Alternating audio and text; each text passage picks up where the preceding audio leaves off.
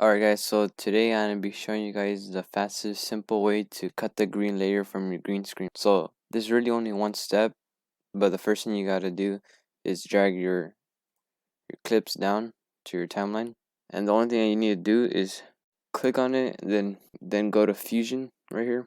And then all we're gonna do here is click Shift Space and search up Delta Keyer, and you should see something like this. And you click on it and you add, and you should see something pop up right here. It says Delta Q1, and all you want to do is grab this little pencil, and then you click on it and you hold and you hover over your green screen, and then it should transform into a square pattern, which this indicates that it's transparent. And then you let go of it and you should see that there is no green.